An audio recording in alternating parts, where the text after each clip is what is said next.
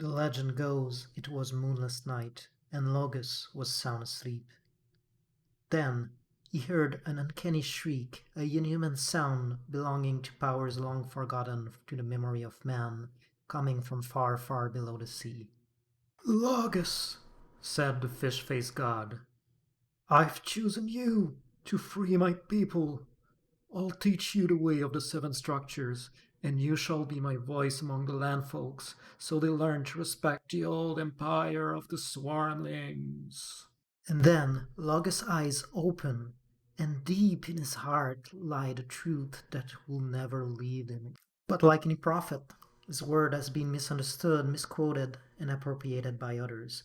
But I have for you the true word of the fish-faced god. Welcome to the Ultimate Guide to Swarmlings, Part 3.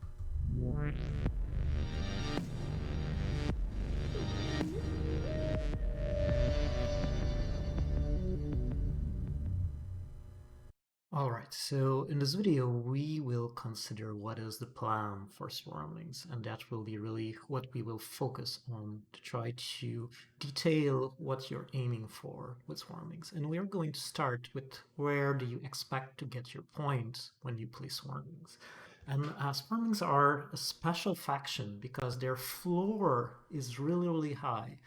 In about any setup, they should be able to get a certain amount of points, which is much higher than your average faction. And to kind of detail this high floor and how they will get their points, and in order to have a clear objective of what you're trying to achieve, I'll kind of show what's your basic source of points for this. First thing, the most important, what you always must focus on as Swarmlings, the bonus. Bonus will give you between 15 and 35 points if all of them are in the game, or at least the big building and the trading post bonus. It will depend on your skill, on how well you're able to time how you pass, and skill of others, how they are able to deny you these bones. Then, from Water 1 and Air 1, and those are favorite child that you'll be able to get every game. Usually there's no shortage of these, so you should not have any problems, and you can expect a steady 30 points out of them. Then there is technologies. Technologies should be upgraded with Swarmlings to the max, at least the digging and most often the shipping too, because it's 21 points and it's a cheap point to resource to point conversion for Swarmlings. And then on the cult, depending on whether there's other cult faction and how well you play them, if you're able to get the early to key town, for example, she'll be able to gather 15 to 25 points. Finally, with your town, you should usually get about 10 points of towns, meaning that if you're starting at 20 points, you should always score between 110 points and 140 points with Swarmlings. Meaning that if you do score less than 110 points with Swarmling, you've definitely done something wrong. Because we haven't even factored in the track yet, right? I mean, on the track, you should get 10 to 30 points out of the track.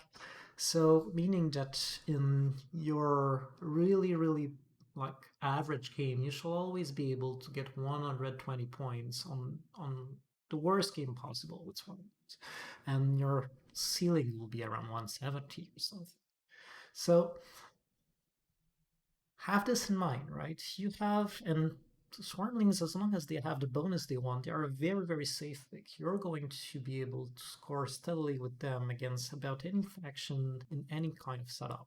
At least 110 points, and then the 30 points or so more than you can grab will depends mainly on your skill of getting what you want, of achieving your objectives, and the skill of others who try to deny you.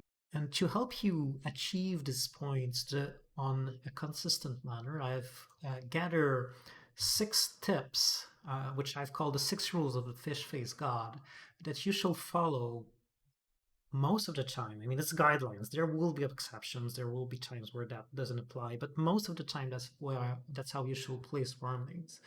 The thing first that you need to keep in mind, you want to score between 15 and 25 points of cult, so you want the 2 key town. And Swarmlings can get the 2 key the Tukey town early because they get free trading posts and they get their stronghold in round one. So usually they are able to get the two key towns in round two or in round three. And that's what you should aim for.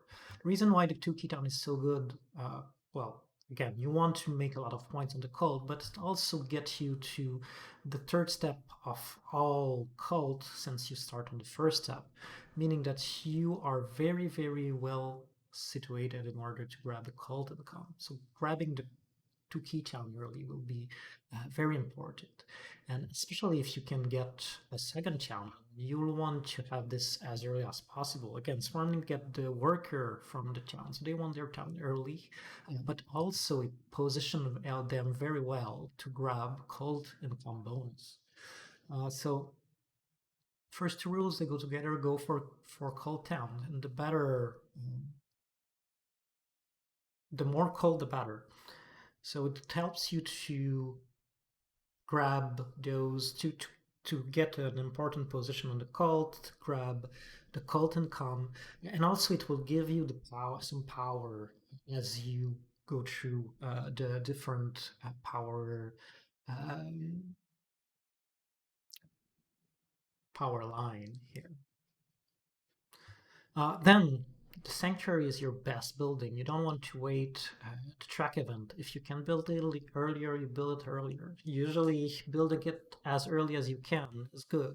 By round three, you should have your sanctuary then. If you can do it by round two, do it by round two, and sometimes you'll be even able to do it by round one, and that's almost always good. Too often I see people wait for round four, round five, even round six to build their sanctuary because they think they want the 5 points from the track. But if you think about it, you'll probably lose the 4 points from the big building bonus tile, so it's only 1 point difference. But it's even worse because the sanctuary will give you air one, and air one is a favorite tile that is going to give you 2 points at the very minimum every turn and probably three. So you're most if you're delaying the sanctuary for the sake of getting 4 points, the 5 points later, you're denying yourself your best building after the stronghold. For almost no gain most of the time. So you want your sanctuary early, and it doesn't matter whether there's stronghold sanctuary events later. And kind of in tune with this rule, you have to keep in mind that the second temple for swarming is really inefficient. Most of the time, you don't want to build it until round six. The reason for that is that you want to score out of the trading post bonus and you want to score out of air one. And the temple doesn't help you toward that. It get one trading post off the map. So the points that you would have scored with the trading post bonus and the points you would have scored with Air 1, you lose because of the second temple. And the thing is, the second temple, it also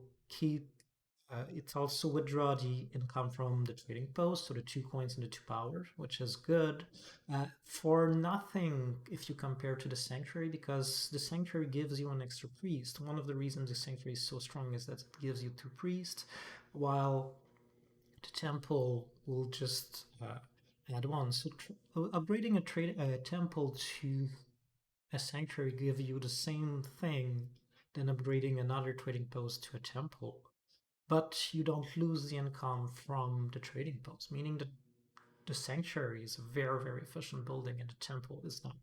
So I would say, as a general rule, don't build your second temple before round six. Most of the time that's gonna apply. There's gonna be exception, but most of the time it's gonna apply. Something that I have been hammering, the fifth rule, you want to always prioritize passing tiles. If you like Terra Mystica, you're probably the type of personality who like to min-max everything, and that's gonna be your worst enemy here. So very often it's better to pass on a cult and bomb than to pass on the passing tile that you want. It's better to not optimize everything, but to prioritize the passing tile, grab them. The extra cult spade that you're gonna get from the cult income, for example, is not that important. You just want to build 7 structures. there's not so many pressure for you to get these incomes. The most important, your focus, your game is those passing tiles, and you have to shoot for it. Um, and kind of in agreement with this, so cult income not that important, and priest will be yes to grab cult income, but most of the time they will be for timing. So if you have priest in your hands, those are tempo that you can spend if you need to delay to get the passing tile that you want. Passing early without using them to grab the passing tile that you want mean that you'll have more tempo to spend later to get again the passing tile that you want. So cult and com are important for Swarmlings. There's no doubt about it. But passing tiles are more. As far as cult and com go, they are important, as I said, and the most important will be those who give you workers. You have to keep an eye for them because you're often short of workers. The resources you have the most trouble to produce as swarmlings. Therefore, it's very, very valuable to you, the event that give you workers. That's why if there is a Stronghold Sanctuary event in round 4 and round 5, it's not necessarily bad for swarmlings even if they will already have their big buildings by then, as the third rule states, you want your sanctuary by round 3. So even if you don't get points out of this events, the fact that you get the worker income will be important. So those are the cult income that you want to get, but you never prioritize them despite of the passing tiles, which are your bread and butter.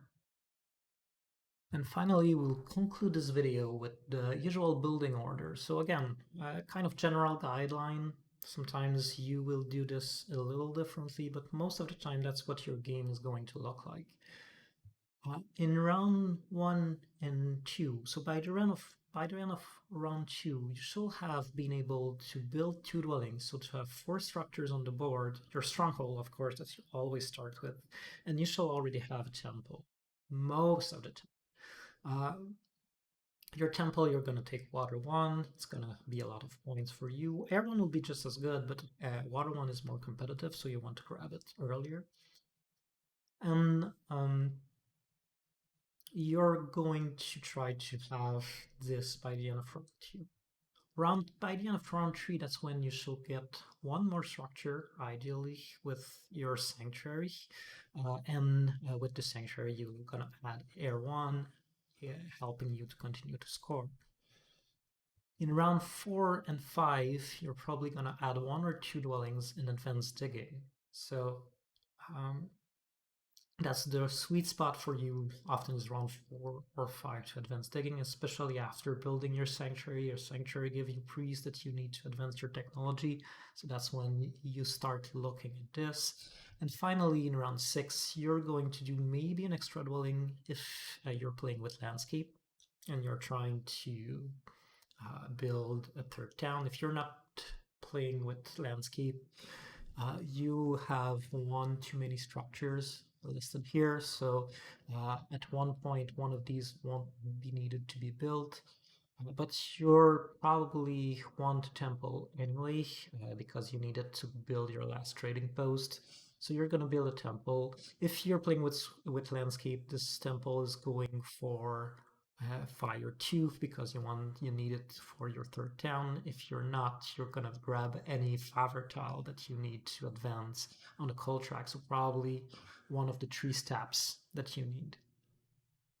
So that's generally the idea. Again, that's what you will achieve in your usual game. Sometimes, and we will see in the next video, sometimes you will be able to build your sanctuary earlier, for example. That can be really good. And sometimes you're going to wait until round 3 to build your temple. That's fine too. But for now, I wanted just to draw the kind of general strategic guidelines that you're going to follow. And we're going to see the openings more in detail in the next video. So thank you for listening, and I'll see you soon. Bye-bye.